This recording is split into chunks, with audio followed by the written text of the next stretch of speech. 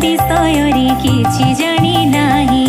महामाई व्रत पढ़ी करुअछि मोहि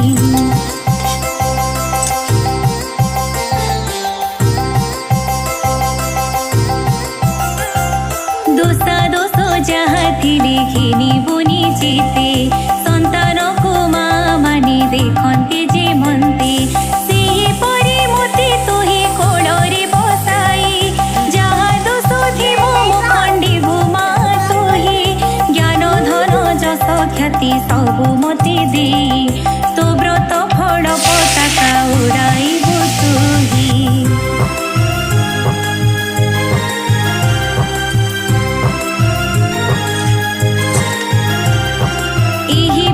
विनयरी होई बड़की कुंभ सिंदूर को आनी माथे बोला